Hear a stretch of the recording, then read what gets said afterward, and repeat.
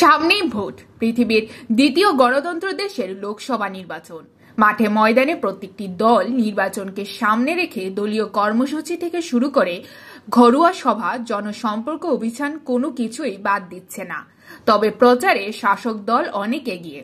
আসন্ন লোকসভা নির্বাচনকে কেন্দ্র করে পশ্চিম ত্রিপুরা আসনে ভারতীয় জনতা পার্টির মনোনীত প্রার্থী বিপ্লব কুমার দেবকে বিপুল ভোটে জয়ী করার লক্ষ্যে সোনামুড়া বিধানসভার 22-এর 9 নম্বর বুথ এর রাঙ্গামাটির এলাকা জনসম্পর্ক অভিযান করা হয়।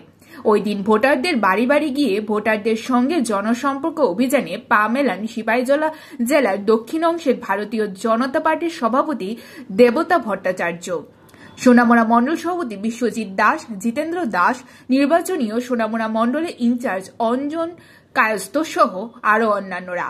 একান্ত এ সাক্ষাৎকারে জেলা সভাপতি দেবব্রত ভট্টাচার্য বলেন, বাড়ি বাড়ি জনসম্পর্ক ও অভিযানে দারুণ সাড়া পাচ্ছেন। বিশেষ করে মুসলিম ভোটারদের মধ্যে ভারতীয় জনতা পার্টির প্রতি এবার এক অন্যরকম উৎসাহ উদ্দীপনা লক্ষ্য করা যাচ্ছে।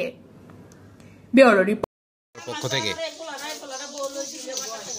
রাঙ্গামাটি আমাদের 9 নম্বর বুথ, এই বুথে আমাদের প্রত্যেক দিনে যে শিডিউল, আমরা জনসম্পর্কে মানুষের দুয়ারে যাচ্ছি।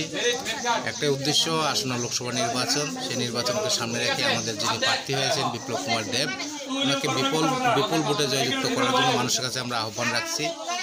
এবং পাশাপাশি আমরা যে প্রার্থী পেয়েছি, প্রার্থীর জন্য এই এলাকার জনগণ খুবই উৎসাহিত এবং ওনার প্রতি মানুষের বিশ্বাস এবং আস্থা আছে।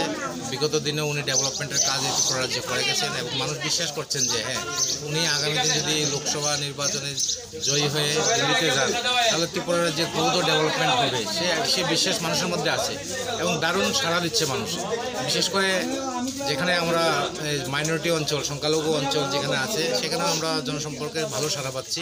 এবার আমরা বুঝতে পারছি যে নিশ্চিত যেখানে সিপিএম কংগ্রেসের যে প্রার্থী, জোট প্রার্থী, সেখানে তাদের কিন্তু মানুষের কিন্তু আস্থা আস্তে আস্তে সরে যাচ্ছে। সেটাও মানুষ প্রকাশ করছে যে না, আগে যে সিপিএম, সে সিপিএম এখন নেই, আর কংগ্রেসও নেই, এখন বিজেপি ছাড়া কোনো রাস্তা নেই এবং বিজেপি, মোদিজি প্রধানমন্ত্রী হবেন, ওটাও মানে এদিকের এলাকার জনগণ বিশ্বাস করছেন যে উনি প্রধানমন্ত্রী হবেন।